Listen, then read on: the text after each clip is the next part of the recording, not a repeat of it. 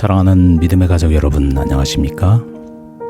빌립보서 4장 13절 말씀입니다. 내게 능력 주시는 자 안에서 내가 모든 것을 할 수 있느니라. 아름다운 해변가에 화려한 저택에 살고 있는 어느 부부의 이야기입니다. 남편은 유명한 방송인이었고 부부는 열심히 일했습니다. 아내는 모든 것을 소유한 여인처럼 보였습니다. 남부럽지 않는 성공을 일궜고 호화 생활하기에 충분했습니다. 아주 훌륭한 친구들도 많았습니다. 그런데 아내는 속으로 무너져 내리고 있었습니다. 중심을 잡지 못했습니다. 겉보기에 명랑하고 매혹적인 여인이었지만 가까이 사는 사람들은 그녀가 심각한 정서적인 문제와 투쟁하고 있다는 것을 알고 있었습니다. 실상 이 아내는 수년간 내리막길을 가고 있었습니다. 급기야 이 아내는 자기 삶을 지탱할 만한 힘이 없는 것으로 판명되었고 의사들은 무기한 정신요양이 필요하다고 진단했습니다. 이 아내는 매일 상당량의 신경안정제를 복용해야 지낼 수 있었습니다. 이 아내를 위해 기도하기 시작한 젊은 가정부가 있었습니다. 이 가정부는 자기가 출석하는 동료 교우들에게 기도를 요청했고 교우들은 이 가련한 영혼을 위하여 기도하기 시작했습니다. 다른 모든 것이 이 여인을 돕는 데 실패했다는 것을 이 가정의 도우미가 알았던 것입니다. 그 아내의 남편이 아내에게 도움이 되었으면 하는 모든 것을 보여주기 위하여 세계를 일주하는 꿈같은 여행을 시켜주었지만 전보다 더 비참한 지경으로 집에 돌아왔습니다. 기도를 시작한 지 3달이 지난 어느 날, 이 가정 도우미는 침실 천정을 향해 절규하는 그 집 안주인을 발견했습니다. 잔뜩 용기를 내어 제안했습니다. 사모님의 문제를 하나님께 가져가 보세요. 안주인은 성이 잔뜩 나서 그 요청을 질책했습니다. 버럭 쏘아붙였습니다. 좋아요, 하나님. 그렇게 지혜로우시다면 마음대로 해보세요. 난 할 수가 없으니까요.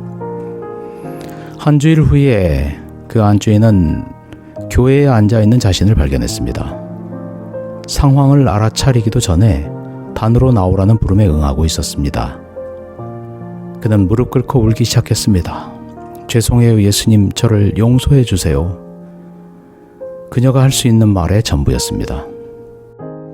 그 가련한 여성은 하나님께서 자기를 어루만지신다는 것 같은 느낌으로 그 교회를 떠났습니다.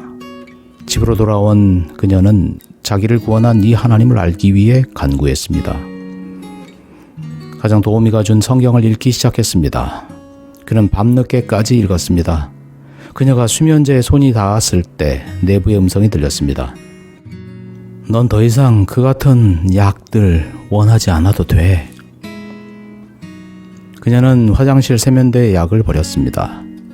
대부분의 사람에겐 그렇게 많은 신경안정제 복용을 그치면 금단 증상이 나타나는데 그녀는 그날 저녁 고온이 잠잤고 상쾌하고 활기차고 맑은 눈으로 다음날 아침 깨어났습니다.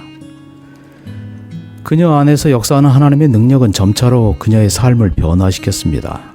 그리스도의 내 생에는 이를 악문다고 되는 문제가 아니며 소중한 삶을 위해 부둥켜 안는다고 되는 문제가 아닙니다. 그것은 하나님의 뜻을 순종하려고 열광적으로 분투한다고 되는 문제도 아닙니다. 기독교는 삶을 변화시키는 하나님과의 관계에 있습니다. 바울이 이를 아주 통렬하게 기록했습니다. 에베소 3장 16절 말씀, 그 영광의 풍성을 따라 그의 성령으로 말미암아 너희 속사람을 능력으로 강건케 하옵시며. 성령은 우리의 속을 강건하게 하십니다. 그 여성은 자기 개인의 삶에서 온전함의 비밀을 발견했습니다. 내주하시는 성령님께서는 놀랍고도 새로운 능력을 우리의 삶 속으로 가져다 주십니다. 오늘 하나님은 우리에게 이러한 삶을 변화시키는 능력을 주십니다. 우리의 삶을 변화시키는 성령의 새로운 능력을 경험하게 되길 소망합니다. 감사합니다. 행복한 하루 되세요.